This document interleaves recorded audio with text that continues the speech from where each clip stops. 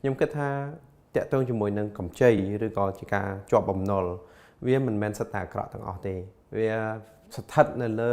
បុគ្គលខ្លួនឯងជាអ្នកកំណត់ទៅវិញ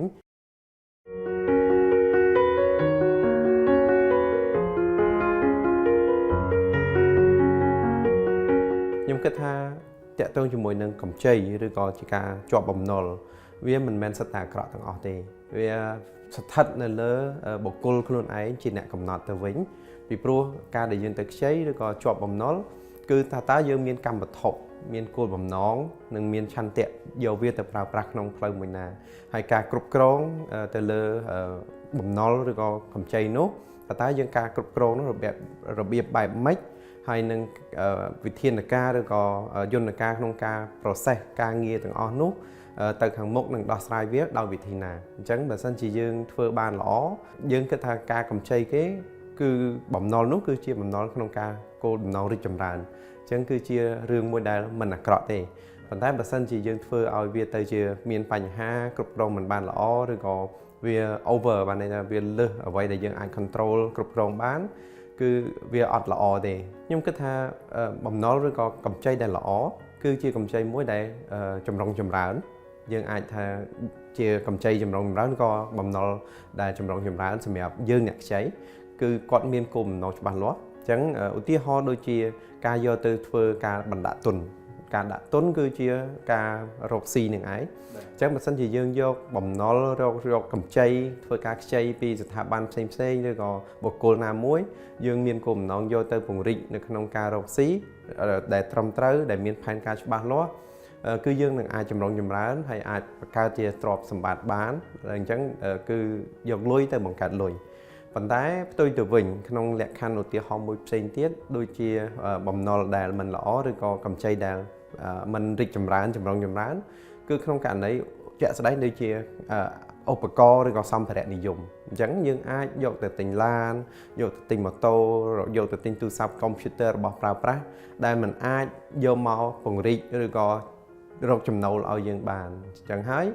ក្នុងលក្ខខណ្ឌមួយនេះគឺមានតែការចំណាយទៅវិញអញ្ចឹងបំណុលឬក៏កម្ចីបែបនេះគឺជាកម្ចីមួយដែលធ្វើឲ្យយើងមានការខាតបង់ទៅវិញប៉ុន្តែក្នុងស្ថានភាពឬក៏ក្នុងការងាករកស៊ីបច្ចុប្បន្នគ្រប់អ្នកដែលគាត់ធ្វើធុរកិច្ចគ្រប់អ្នកដែលគាត់ជាសហគ្រិនភាគច្រើនគាត់ប្រើលុយរបស់អ្នកដទៃបានន័យថាជា other people money ហ្នឹងហើយ OPM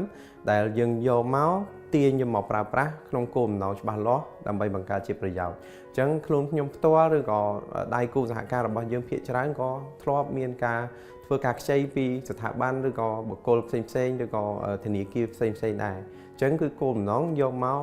investment យកមកធ្វើការដាក់ទុនយកមកធ្វើការពង្រីកនៅអ្វីដែលជាមុខរបររបស់យើងតទៅមុខហើយ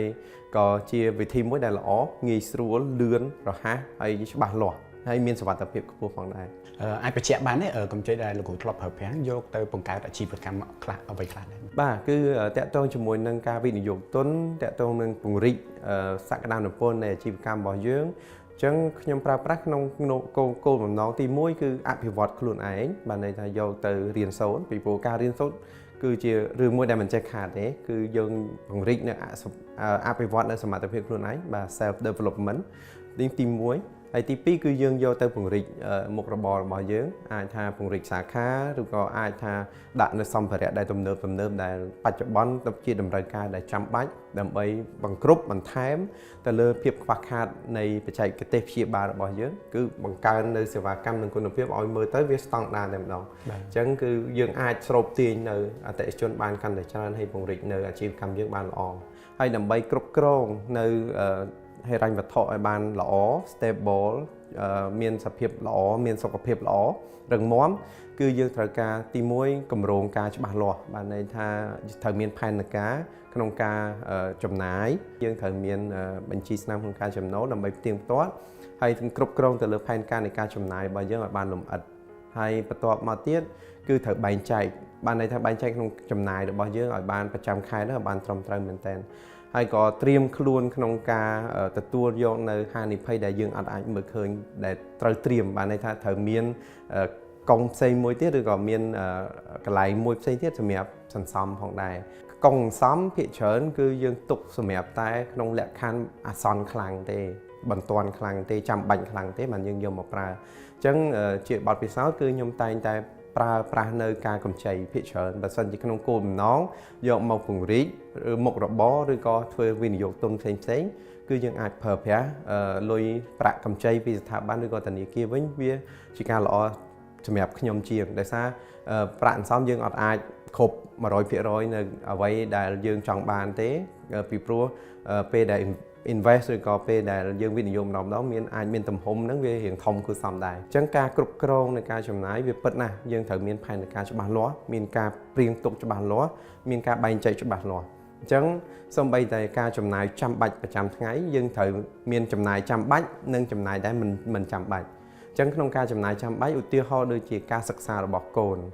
ការដែលយើងត្រូវចំណាយជាការចំណាយប្រចាំថ្ងៃដែលចាំបាច់ក្នុងការរស់នៅប្រចាំថ្ងៃមុខម្ហូបអាហារទឹកភ្លើងបាទអានេះក៏ជាការចំណាយចាំបាច់ហើយចំណាយចាំបាច់បន្តបន្សំមកទៀតមានដូចជាការបង់សងទៅវិញនៅការដែលយើងកម្ចីពីស្ថាប័នឬក៏ពីធនាគារអញ្ចឹងគឺយើងត្រូវមានផែនការច្បាស់លាស់ហើយនឹងចំណូលរបស់យើងចូលហើយយើងត្រូវដកនៅចំណាយច្បាស់លាស់ទុកម្ដុំឲ្យមានសុវត្ថិភាពសិនពីព្រោះពេលខ្លះយើងភ្លេចខ្លួនយើងឆាយទៅវាលើសពីកម្រងឬក៏លើសពីចំណូលរបស់យើងក៏អាចថាបានបាទជាការពិតនៅពេលដែលយើង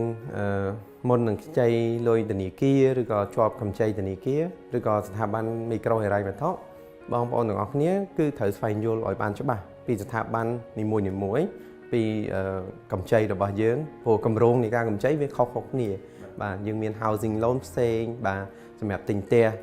បង់រំលោះម៉ូតូផ្សេងបាទបង់រំលោះទូរស័ព្ទផ្សេងហើយនឹងកម្ចីសម្រាប់អាជីវកម្មផ្សេងបាទ business loan ផ្សេង